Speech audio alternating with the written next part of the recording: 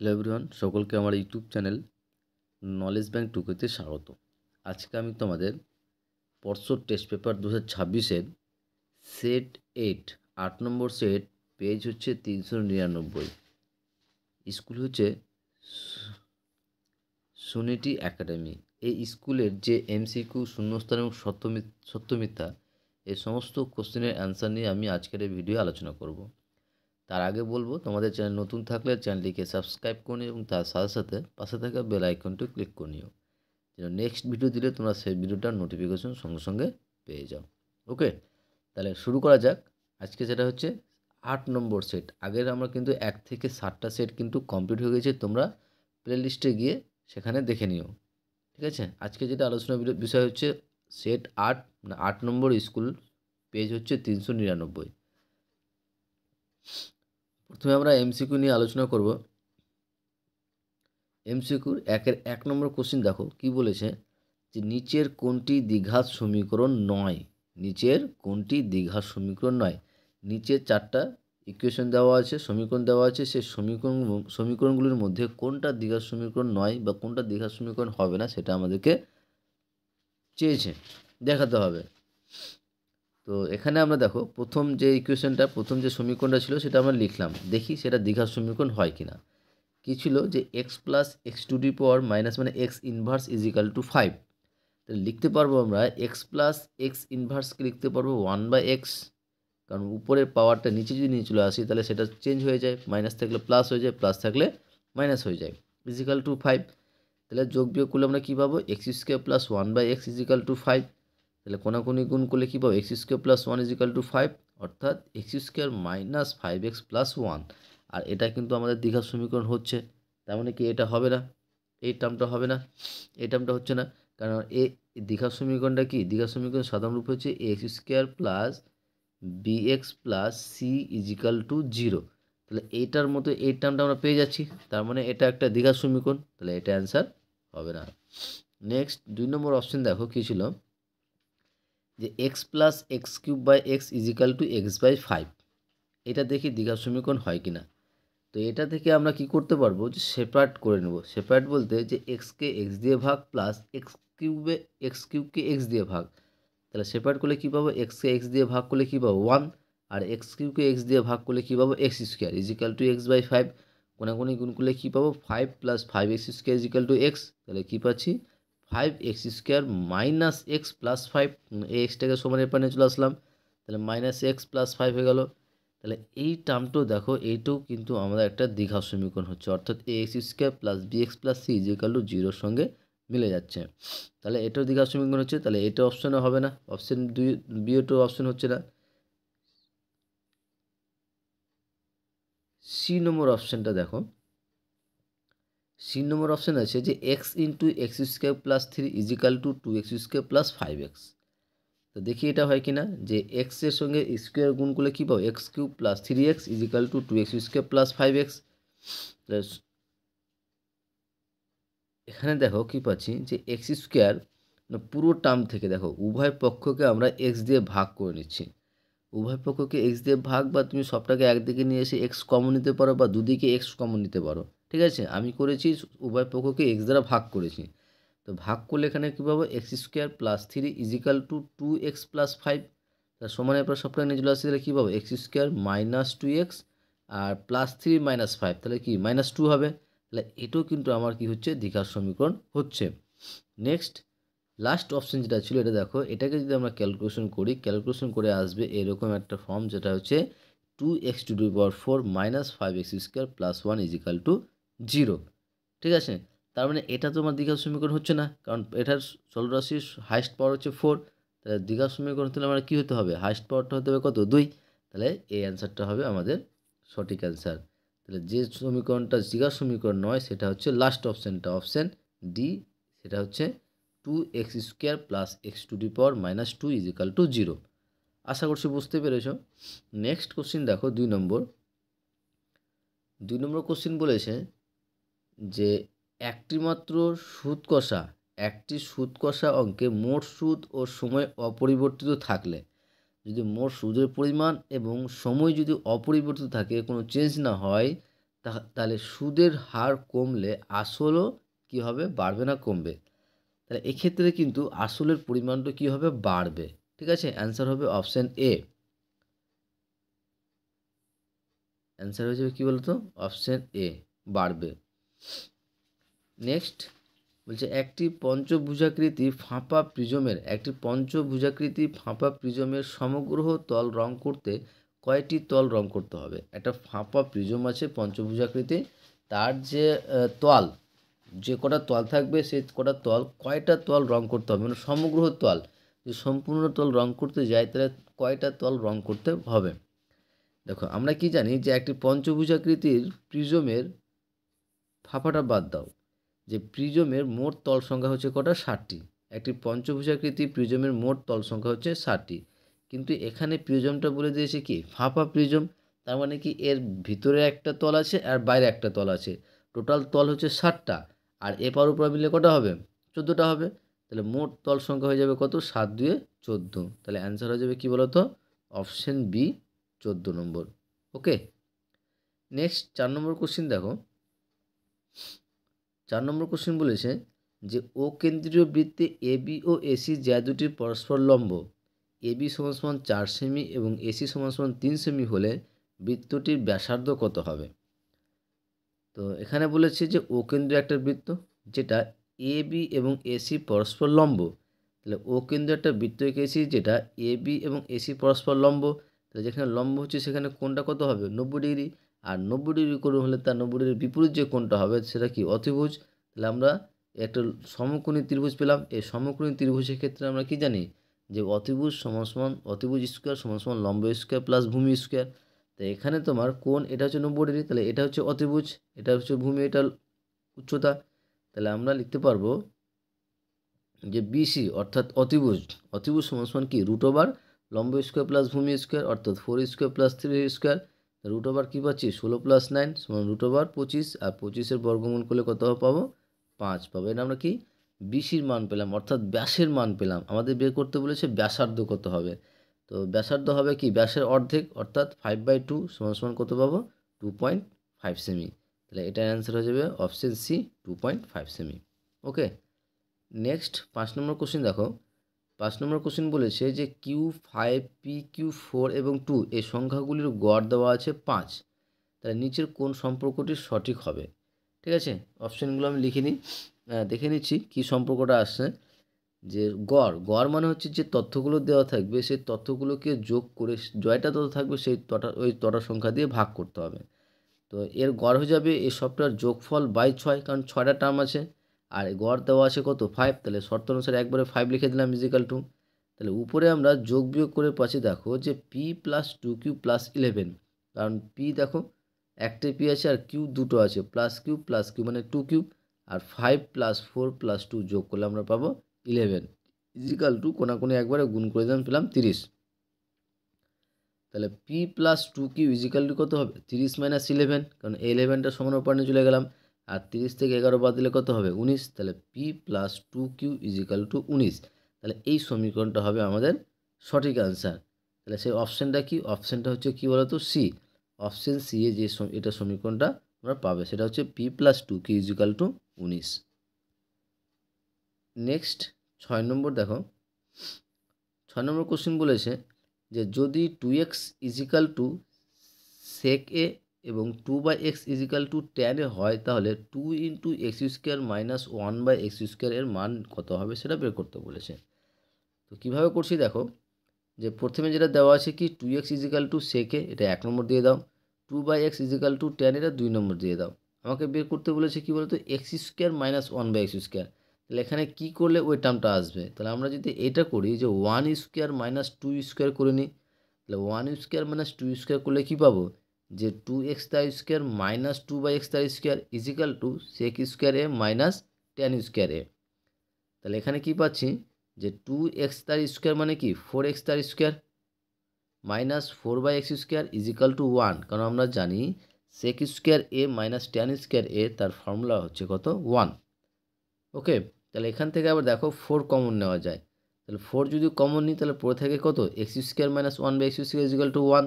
আমাদের মান বের করতে বলেছে 2 into x square minus 1/x। তাহলে 4কে যদি আমরা লিখতে পারবো না, 4কে লিখতে পারবো না 2 ইন্টু 2। তাহলে এখানে একটা 2 রেখে দিলাম, একটা 2 সমানের উপর নিয়ে গেলাম, কী হয়ে যাবে, হাফ হয়ে যাবে।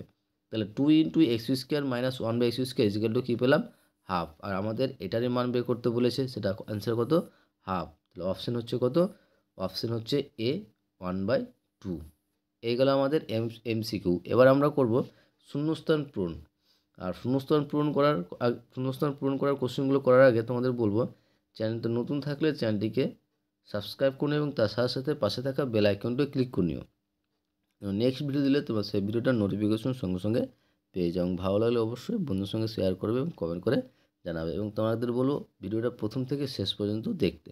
ঠিক আছে, শূন্যস্থান পূরণ কী বলেছে, প্রথম কোশ্চেন যে sine 12 degree into cos 18 degree into sec 78 degree into cosec 72 degree এর মান ড্যাশ। এর মান কত হবে সেটা বের করতে বলেছে।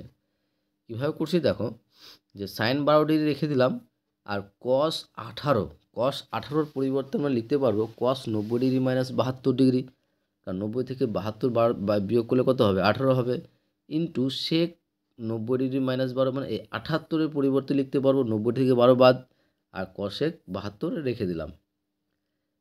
তাহলে সাইন 12 ডিগ্রি থাকলো, এবার কস 90 মাইনাস 72 মানে কস, আমরা ফর্মুলা কী জানি, কস 90 ডিগ্রি মাইনাস থিটা, এর ফর্মুলা জানি আমরা সাইন থিটা। তো ওটাই লিখলাম। তো সিটা জায়গায় কত 72 আছে, সাইন 12 ডিগ্রি ইন্টু সাইন 72, আবার সেক 90 ডিগ্রি মাইনাস 12 ডিগ্রির পরিবর্তে লিখতে পারো কশেক 12 ইন্টু কশেক 72 ডিগ্রি।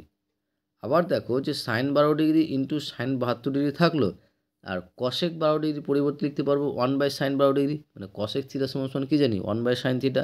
একই রকমভাবে 1/72 ডিগ্রি। সাইন 12 কেটে যাচ্ছে, সাইন 72 কেটে যাচ্ছে, তো সম্পূর্ণ কেটে যাচ্ছে, শুধুমাত্র পড়ে থাকছে কি 1। তাহলে আমার অ্যান্সার শূন্যস্থান হয়ে যাবে কী বলো তো, 1 হবে। ওকে, নেক্সট 2 নম্বর দেখো, 2 নম্বর বলেছে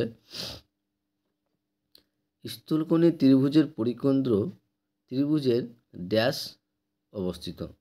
এটা অ্যান্সার হবে বাইরে অবস্থিত। স্থূলকোণী ত্রিভুজের পরিকেন্দ্রটা সবসময় তোমার ত্রিভুজের বাইরে অবস্থিত হবে। যদি একটা পরিকেন্দ্র আঁকি যেখানে স্থূলকোণী ত্রিভুজ বলেছে, স্থূলকোণী ত্রিভুজ এটা যদি আমরা আঁকি, এটা তাহলে এটা হচ্ছে তোমার কি স্থূলকোণী ত্রিভুজ, যেখানে তোমার পরিকেন্দ্রটা ত্রিভুজের বাইরে হবে। ঠিক আছে, নেক্সট 3 নম্বর, একটি পঞ্চভুজের ড্যাশটি কর্ণ আছে, একটি পঞ্চভুজের 5টা কর্ণ। ঠিক আছে, মুখস্থ রাখবে, মনে করবে যে একটি পঞ্চভুজে কয়টি কর্ণ আছে, একটি পঞ্চভুজের 5টি কর্ণ আছে। নেক্সট 4 নম্বর দেখো, 4 নম্বর বলেছে বেশ ইম্পর্টেন্ট, ভালো কোশ্চিন, যে a:2 is equal two b:5 is equal two c:8 হলে a এর 50% ইজিক্যাল টু b এর 20% ইজিক্যাল টু c এর কত পার্সেন্ট সেটা বের করতে বলেছে। তো আমাদের যে অনুপাতটা আছে দেখো, যে a:2 is equal two b:5 is equal two c:8, তো এটাকে লিখতে পারবো আমরা কি a/2 is equal two b/5 is equal two c/8। এবার দেওয়া আছে আমাদের যে a এর 50%, a এর 50 মানে কি a ইন্টু 50/100, তাহলে এটাকে আমরা কাটাকাটি করলে কী পাচ্ছি a/2, তার মানে এই টার্মটা পেলাম। একই রকমভাবে b এর 20% কী পাবো, b ইন্টু 20/100 কি b/5 মানে কি এই টার্মটা পাবো। এবার যদি আমরা লাস্ট টার্মটা c এর ড্যাশ পার্সেন্ট বলেছে, তো ধরে নিলাম যে c এর x%, c এর যদি x% হয় তাহলে আমরা লিখতে পারবো কি c ইন্টু x/100, আর এটা ইজিক্যাল টু কী বলো তো, এটা ইজিক্যাল টু হয়ে যাবে লাস্টে কত হচ্ছে c/8। তাহলে c into x/100 is equal two কি c/8। তাহলে এখান থেকে আমরা এক্সের মান বের করব। তাহলে এক্স সমান কী হয়ে যাবে, এক্সের মান হবে যে সিসি এখানে কেটে যাচ্ছে, সিসি কেটে যাচ্ছে, তাহলে এক্স সমান হয়ে যাবে কী বলো তো, যে 100/8। আর এটাকে আমরা কাটাকাটি করলে কী পাবো, বা ভাগ করলে কী পাবো 12.5, অর্থাৎ 12 পূর্ণ 1/2, 12 পূর্ণ 1/2। ঠিক আছে, কারণ দেখো যে কাটলে কী পাবো 4 দিয়ে 8 আর 4 25 100, মানে 25/2, আর 25/2কে ভাগ করে আমরা পাবো 12 পূর্ণ 1/2। এটাও অ্যান্সার লিখতে পারো, বা 12.5 এটাও লিখতে পারবো। ওকে, নেক্সট এবার 5 নম্বর দেখো, 5 নম্বর কোশ্চেন বলেছে যে 6x² + 7x + p is equal two 0, 6x² + 7x + p = 0 দ্বিঘাত সমীকরণের বীজদ্বয় একটি অপরটির অনন্য হলে p এর মান কত সেটা বের করতে বলেছে। এই কোশ্চেনটাও কিন্তু বেশ ভালো ইম্পর্টেন্ট কোশ্চেন, ঠিক আছে। তো আমাদের সমীকরণে দেওয়া আছে যে c(x² + 7x + p = 0। এবার ধরলাম এখানে বলেছে দুটো বীজের মান বলে দিয়েছে একটা অপরটির অনন্য। তাহলে আমরা ধরলাম যে একটা যদি আলফা হয় তাহলে অপরটা কি হবে 1/α, কারণ বীজ দুটো কি বলেছে একে অপরের অনন্য বলেছে। তাহলে একটা যদি আলফা হয় তাহলে অন্যটা হবে 1/α, আর সেই দুটোর গুণফল আমরা কি পাবো যে আলফা ইন্টু 1/α সমান পেয়ে যাবো তোমার c/a। এখানে c এর মান হচ্ছে p আর a এর মান হচ্ছে 6। তাহলে আলফা আলফা কেটে যাচ্ছে কি 1, তাহলে 1 = p/6। তাহলে p সমান করে যাচ্ছে কি হয়েছে বলো তো, p সমান হয়েছে 6। তাহলে শূন্যস্থানে হয়ে যাবে কি বলো তো 6 হবে। ওকে, নেক্সট 6 নম্বর দেখো। 6 নম্বর বলেছে যে 2 sin² θ + 3 cos² θ সর্বনিম্ন মান কত। এর সর্বনিম্ন মান বের করার জন্য কী করতে হবে আমাকে, দেখো যে 2 sin² θ + 3 cos² θ, আর এই 3 cos² θ এর পরিবর্তে আমরা লিখতে পারবো যে 2 sin² θ 2 cos² θ + cos² θ, কারণ এই দুটো যোগ করলে কী পাবো 3 cos² θ।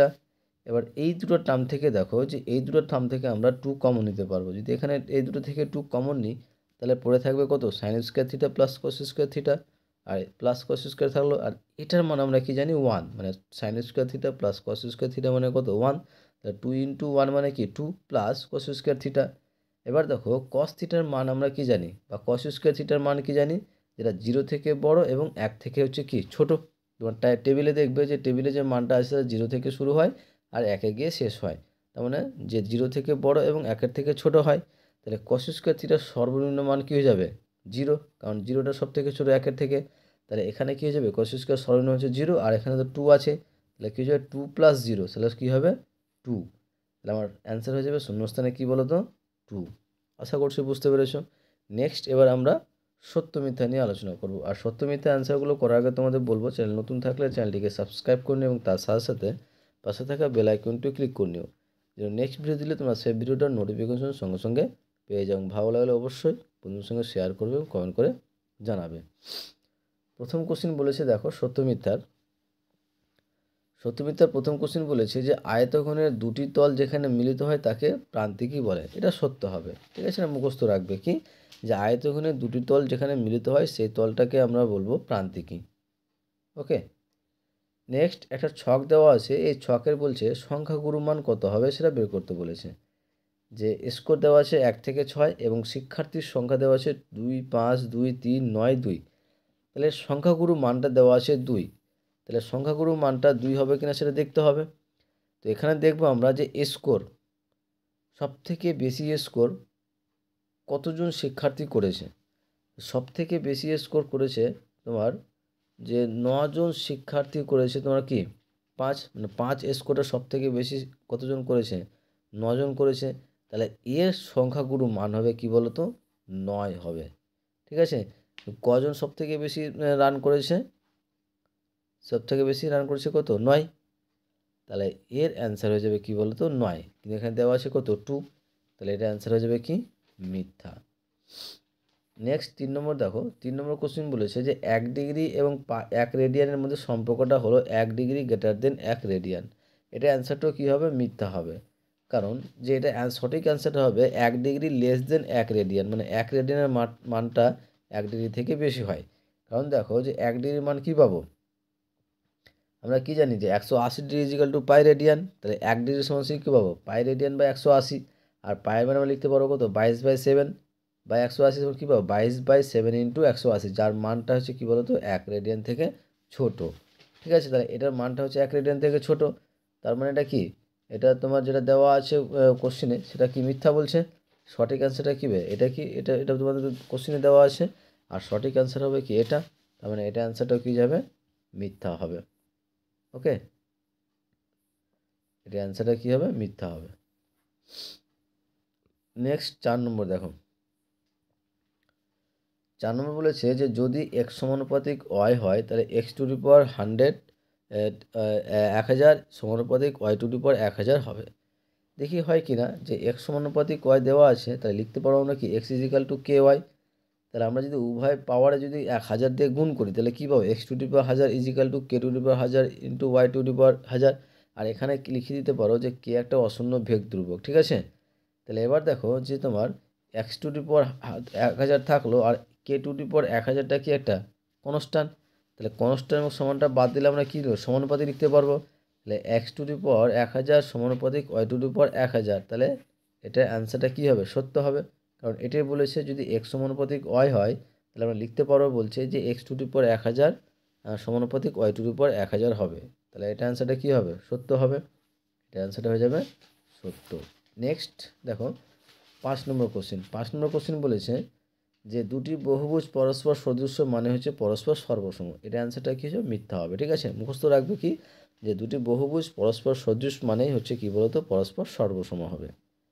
নেক্সট এবং লাস্ট কোশ্চেন। আর লাস্ট কোশ্চেনটা বলার আগে তোমাদের বলবো, চ্যানেল নতুন থাকলে চ্যানেলটিকে সাবস্ক্রাইব করে নিও এবং তার সাথে সাথে পাশে থাকা বেল আইকনটা ক্লিক করে নিও, যেন পরের ভিডিও দিলে তোমরা সেই ভিডিওটার নোটিফিকেশন সঙ্গে সঙ্গে পেয়ে যাও। ভালো লাগলে অবশ্যই বন্ধুদের সঙ্গে শেয়ার করবে এবং কমেন্ট করে জানাবে। তো লাস্ট 6 নম্বর কোশ্চেন বলেছে যে n একটি স্বাভাবিক সংখ্যা হলে 25 টু দি পাওয়ার n এর এককের অঙ্ক হচ্ছে 5। একক ঘরের অঙ্ক হচ্ছে কি, যে ডান দিকের যে প্রথম সংখ্যাটা, ধরো যে 2 3 5 6 5 দেওয়া আছে। তাহলে এই যে সংখ্যাটা আছে এই সংখ্যাটা একক ঘর কোনটা, একক ঘর হচ্ছে ডান দিকের যে প্রথম সংখ্যাটা আছে সেটা হচ্ছে তার এককের সংখ্যা। তাহলে n হচ্ছে একটা স্বাভাবিক সংখ্যা। স্বাভাবিক সংখ্যা মানে কি, যে পজিটিভ মান, অর্থাৎ 1 2 3 4 5 6 7 9 10 ইনফিনিটি পর্যন্ত থাকবে, এটা হচ্ছে স্বাভাবিক মান। তাহলে n এর মান যদি স্বাভাবিক হয় তাহলে 25 টু দি পাওয়ার n এর এককের ঘর হবে 5। এটা সত্য হবে। কেন সত্য, দেখো যে 25-এর পাওয়ারে যদি তুমি 1 বসাও তাহলে 25ই থাকছে, মানে এককের ঘরে কত হচ্ছে, 5 হচ্ছে। 25-এর n এর মাথায় যদি তুমি 2 দাও তার মানে কি 25কে 25 দিয়ে গুণ করতে হবে, আর 25কে 25 দিয়ে গুণ করলে 5 5 25, মানে শেষে 5ই আসছে। 3 দাও, 3 দিলে কি 3 বার গুণ করবে, মানে শেষে 5 আসছে। মানে যাই সংখ্যা দিয়ে তুমি করো এনের জায়গায় 5 10 1000 যাই বসাও, লেখকের ঘরে কিন্তু 5ই আসবে। তাহলে এটা কি সত্য হবে। তাহলে এটা অ্যান্সার হয়ে যাবে কি বলো তো, সত্য। আশা করছি তোমরা বুঝতে পেরেছো। তাহলে ওকে, থ্যাংক ইউ ভিডিওটা দেখার জন্য। এবং শেষে বলবো, চ্যানেল নতুন থাকলে অবশ্যই চ্যানেলটিকে সাবস্ক্রাইব করে নিও এবং তার সাথে সাথে পাশে থাকা বেল আইকনটা ক্লিক করে নিও, যেন পরের ভিডিও দিলে তোমরা সেই ভিডিওটার নোটিফিকেশন সঙ্গে সঙ্গে পেয়ে যাও। ভালো লাগলে অবশ্যই বন্ধুর সঙ্গে শেয়ার করবে এবং কমেন্ট করে জানাবে। ওকে, থ্যাংক ইউ ভিডিওটা দেখার জন্য।